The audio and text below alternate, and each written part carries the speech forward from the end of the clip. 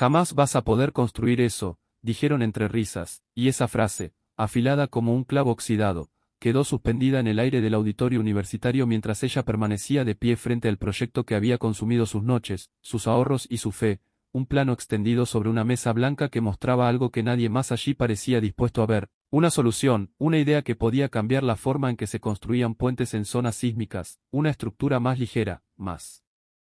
resistente, más humana, pero las carcajadas ahogaron cualquier explicación, y ella sintió como el calor le subía por el cuello mientras decenas de miradas, la mayoría incrédulas, algunas abiertamente despectivas, se clavaban en su rostro, no por el diseño, no por los cálculos, sino por lo que ella representaba para ellos. Una mujer joven en un mundo que todavía insistía en decir que la ingeniería era territorio exclusivo de hombres, de voces graves y manos ásperas, y aún así, mientras él moderador intentaba recuperar el orden y alguien murmuraba que aquello era demasiado ambicioso para alguien como ella, algo se encendió dentro de su pecho, no como un estallido, sino como una llama lenta y obstinada que se negaba a apagarse, porque si había aprendido algo desde niña era que las palabras podían pesar toneladas o convertirse en combustible, y ella decidió, en ese mismo instante, que las usaría para avanzar, no para retroceder, recordando cómo todo había comenzado muchos años atrás, en un pequeño taller improvisado en el patio de su casa, donde de niña desmontaba radios viejas y bicicletas rotas mientras los adultos la observaban con una mezcla de ternura y desconcierto, diciéndole que eso no era cosa de niñas, que mejor jugara con muñecas o ayudara en la cocina, pero ella, con las manos manchadas de grasa y los ojos brillando de curiosidad, seguía preguntando por qué, porque las cosas funcionaban así y no de otra manera, porque una viga se doblaba bajo cierto peso, porque una rueda giraba mejor cuando estaba alineada, y esas preguntas, ignoradas o suavemente reprimidas, se transformaron en una determinación silenciosa que la acompañó a la escuela, luego a la universidad, donde cada paso fue una batalla invisible, cada examen aprobado una pequeña victoria contra una estadística que no estaba a su favor, porque allí también escuchó risas cuando levantaba la mano para responder, susurros cuando se quedaba hasta tarde en el laboratorio, y comentarios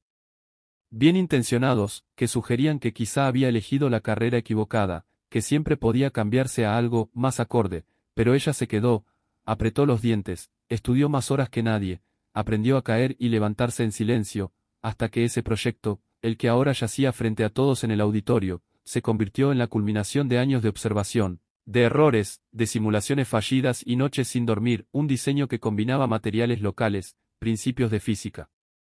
avanzada y una comprensión profunda del entorno humano, pero nada de eso parecía importar cuando las risas resonaban como martillos, y aunque el jurado finalmente pasó al siguiente expositor, dejando su propuesta en un limbo incómodo, ella recogió sus planos con manos firmes, jurándose que aquello no sería el final, sino el comienzo, y los días siguientes confirmaron que el camino sería más solitario de lo que había imaginado, porque ningún inversionista quiso escucharla, ningún profesor quiso respaldarla abiertamente, y más de una vez recibió correos educados que decían, interesante, pero poco viable, palabras que dolían más que una negativa directa. Sin embargo, cada no reforzaba su convicción, así que siguió trabajando desde un pequeño departamento, calculando, ajustando, probando modelos a escala con recursos mínimos, viendo cómo el mundo avanzaba sin prestarle atención, hasta que una tarde recibió una llamada inesperada. Una comunidad rural necesitaba ayuda urgente para reconstruir un puente colapsado por una tormenta, y aunque no tenían dinero ni garantías, tenían algo más valioso, la necesidad real de una solución, y ella, sin pensarlo demasiado, tomó su prototipo, sus herramientas y su determinación, viajando horas hasta un lugar donde nadie sabía de sus fracasos académicos ni de las risas en auditorios, donde solo importaba si podía ayudar o no, y allí, frente al río embravecido y las miradas cansadas de quienes habían perdido su única conexión con él exterior, explicó su idea con palabras simples, mostrando cómo aquel diseño podía construirse con lo que tenían a mano, cómo resistiría futuras tormentas, y por primera vez en mucho tiempo, nadie se rió, nadie dudó de su género, solo preguntaron si funcionaría, y cuando ella sintió, con la voz firme y el corazón acelerado, comenzaron a trabajar juntos, día tras día, bajo el sol y la lluvia, levantando poco a poco la estructura, enfrentando errores, ajustando cálculos en el barro, y cada